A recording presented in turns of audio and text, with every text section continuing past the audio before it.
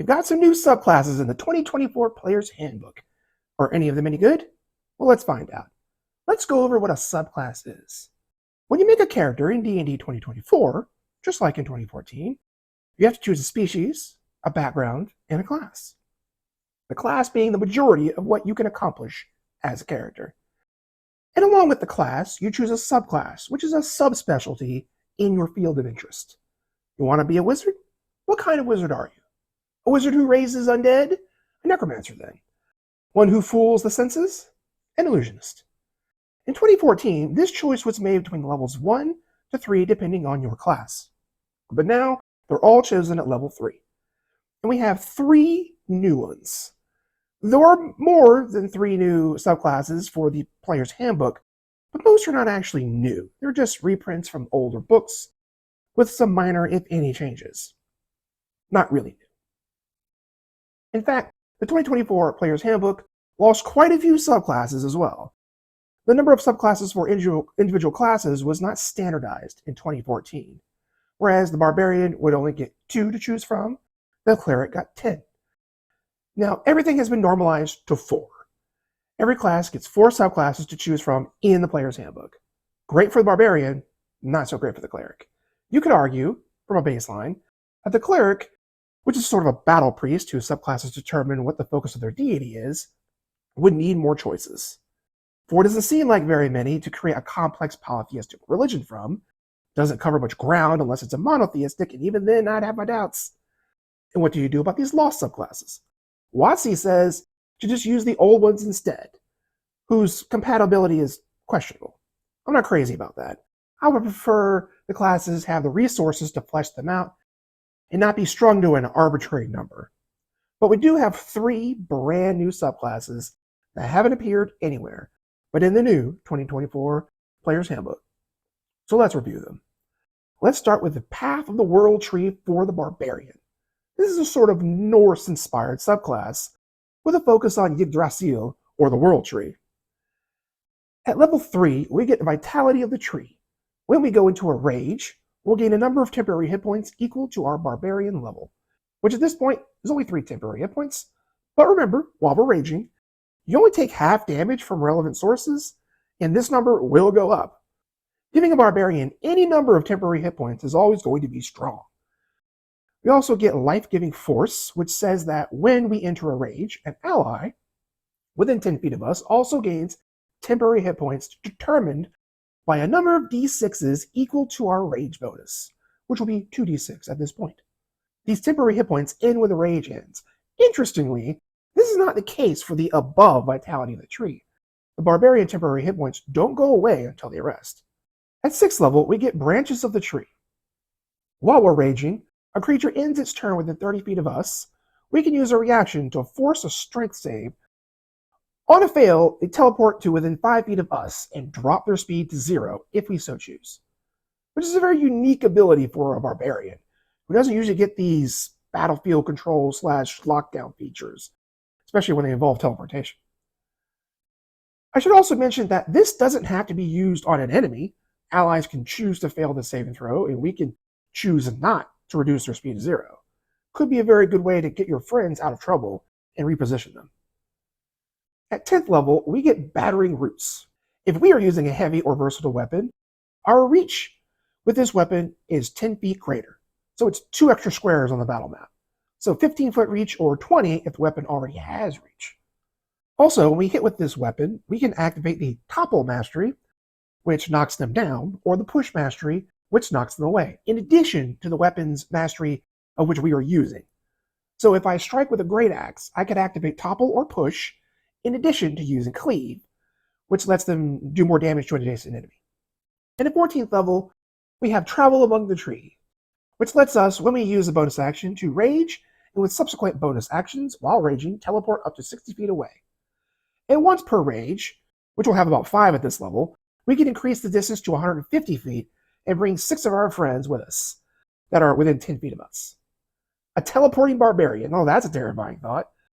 I love the theme of this character. They have crowd control abilities that you can't run away from them because they'll just teleport you right next to them and shut you down so that they can kill you or teleport after you. I also really like the idea of these spectral branches that increase their reach. It's very thematic. Oh, and temporary hit points, making a character that is already hard to kill even more hard to kill. Now let's move on to the College of Dance for the Bard, which is the one I'm most interested in, as the Bard is one of my most favorite classes along with the Wizard. This subclass has the theme and performance art of the Bard focused on dancing and body movements, with a bit of martial arts thrown in. You know, kind of capoeira. At third level, we get Dazzling Footwork. We get 4 abilities.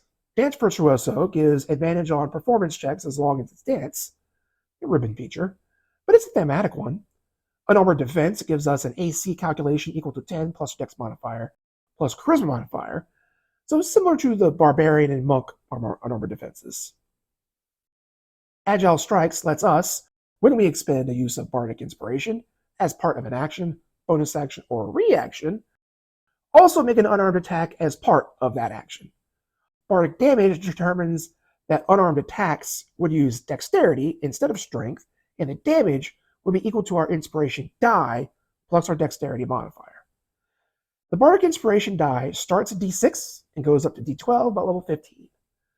This might not sound like a whole lot, but remember, the weaponry bards have access to has been greatly restricted. No more rapiers, no more short swords, hand crossbows, or even whips. It's daggers and short bows mostly now. At 6th level comes Inspiring Movement.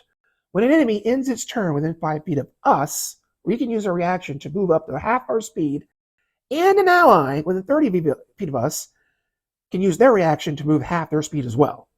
And none of it provokes attacks of opportunity. I do like how this is like you and a partner, you know, like a tango.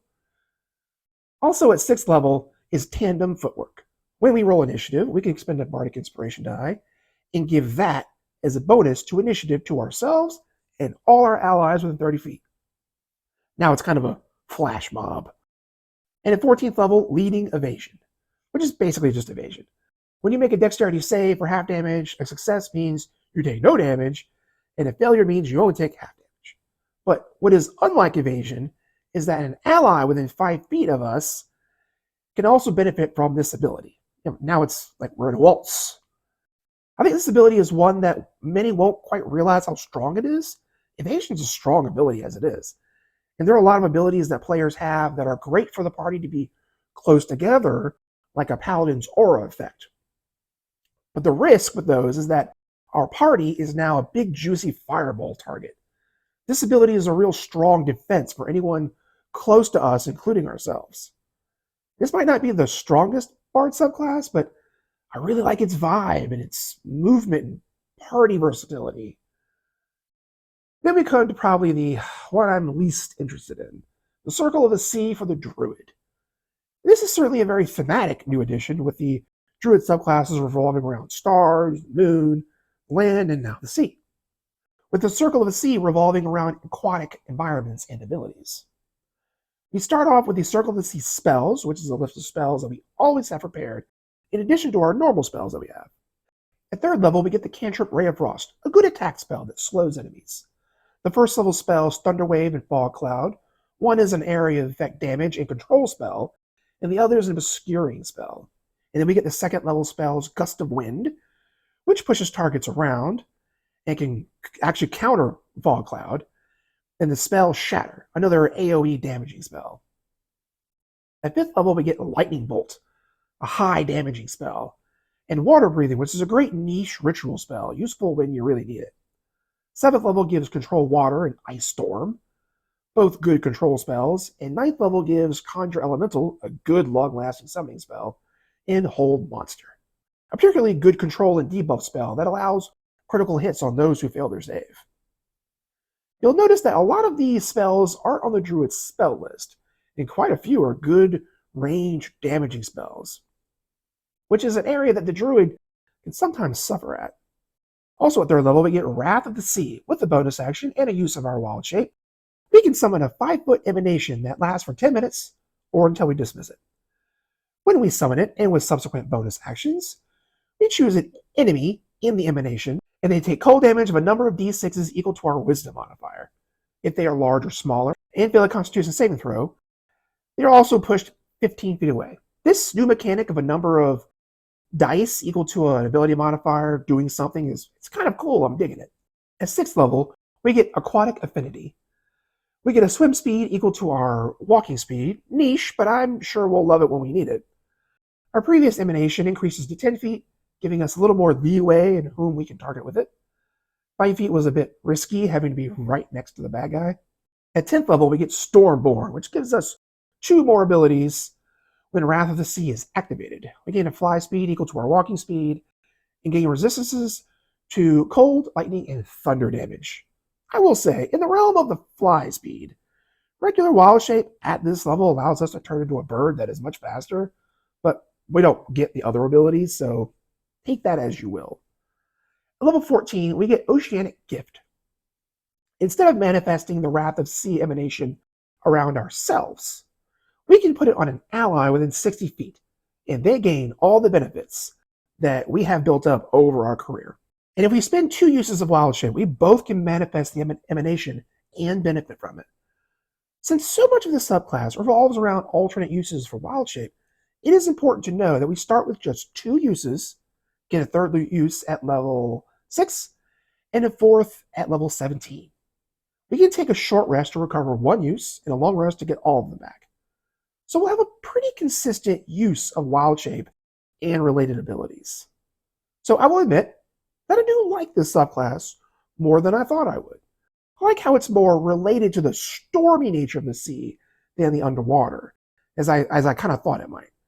I thought it might be too niche and only really relate to sea adventures with like pirates and underwater things, which isn't that common. It can be, frankly, kind of hard to run from the DM side of things. But it's not, and it's much more versatile. And I can see this run in the majority of campaigns without players having to struggle with there being enough abilities that are actually water-related. That if such a scenario did arise, the Circle of the Sea Druid would really shine. So there we go. 3 new subclasses in the 2024 Player's Handbook. I certainly like them. There are some interesting mechanics that I would like to see a more broader adoption of in the future subclasses. Tell me what you think of them in the comments below. While you're down there, be sure to subscribe, ring the bell, and smash that like button. And check out our other videos around here, and I'll see you next time on Roleplay Culture.